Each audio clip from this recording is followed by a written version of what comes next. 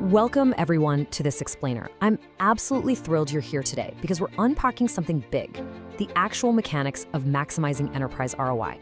Look, if you've ever felt like your marketing efforts are just kind of stuck in a silo, or if you're constantly fighting to prove your tangible value to the bottom line, well, you're exactly in the right place. Today, we're going to put a magnifying glass on strategic marketing audits and how they're basically the ultimate lever to flip standard marketing operations into verifiable, high-yield investments for the whole enterprise. But hey, before we jump straight to the fixes, we gotta ask ourselves a pretty tough question. What obstacles actually stop us from becoming metric-driven marketers? I mean, it's a universal struggle, isn't it? We've got all the data literally right at our fingertips, dashboards everywhere. Yet somehow, connecting that data to actual organizational support, it feels like hitting a brick wall. It's super frustrating to know we need to be data-driven, but stumble on the execution. Okay, let's dive into this, because breaking down that wall and diagnosing those exact obstacles is exactly what this explainer is built to do for you. So here's our quick roadmap for today. First, enterprise ROI explained. Second, the metric-driven marketer. Third, overcoming marketing obstacles. Fourth, strategic marketing audits. And finally, number 5, adjusting ROI factors. All right, let's kick things off. Section 1, Enterprise ROI explained, the ultimate goal. So, enterprise ROI.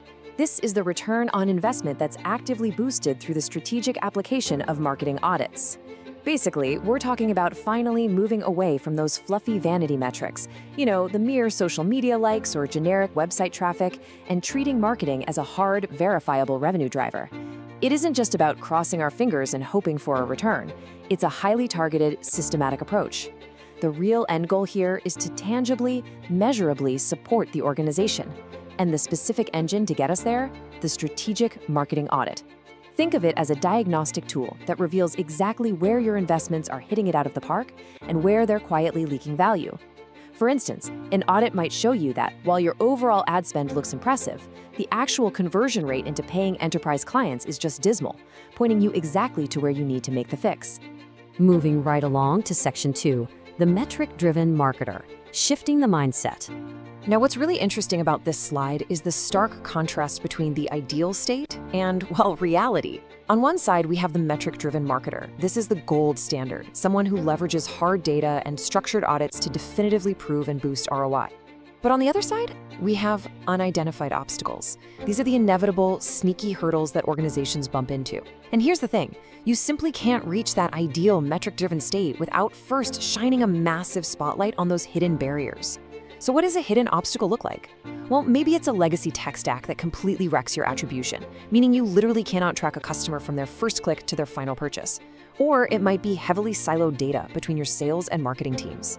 It's this constant, exhausting tug of war between the objective numbers you're trying to hit and the subjective, structural roadblocks lurking inside the company.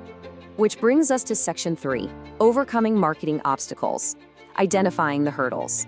To actually beat these challenges, you've got to consciously identify the hurdles stopping you from becoming metric-driven and truly recognize what's blocking organizational support. You can't just passively stare at spreadsheets, you have to actively diagnose where the friction is. Is it a lack of tech infrastructure, like some outdated CRM that just drops leads into the void? Are there massive departmental silos where sales flat out refuses to share their closed-won data with marketing? Or maybe it's a fundamental misalignment with what the broader org actually cares about. Like, say marketing is optimizing for raw lead volume, but the exec team is only looking at the lifetime value of those leads.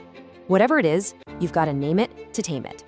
Actively identifying these specific obstacles is the absolute non-negotiable prerequisite to evolving your strategy. Okay, Section 4, strategic marketing audits, the key study approach. We often learn best by looking outward, checking out case studies of how other organizations successfully apply marketing audits in the real world.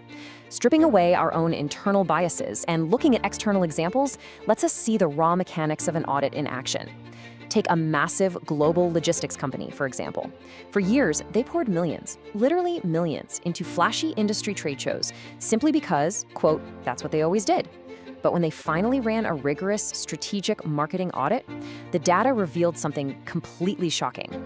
Those super expensive trade shows were yielding a near zero return on investment when compared to their highly targeted digital account-based marketing campaigns.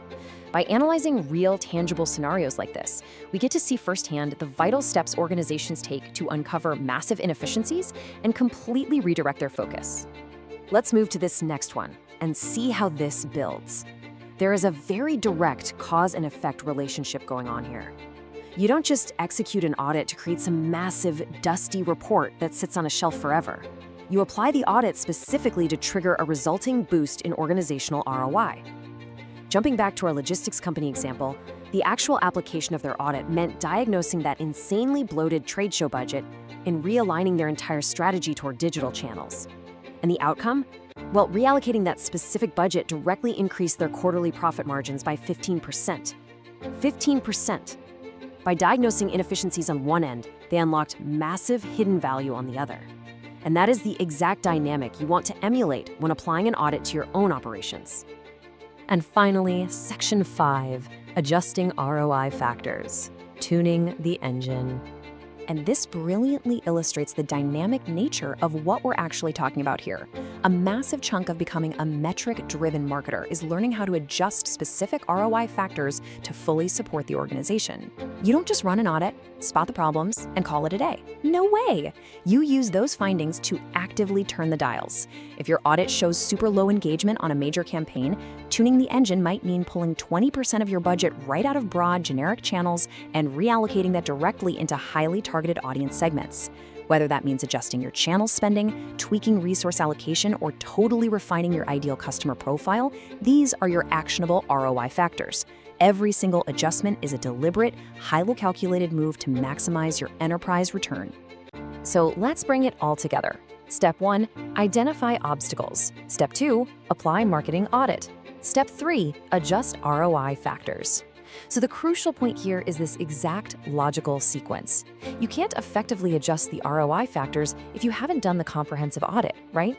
And the audit itself won't be successful if you haven't first clearly identified the organizational obstacles standing in your way. It really is a beautifully structured, interconnected path to elevating your organization's entire financial and strategic health.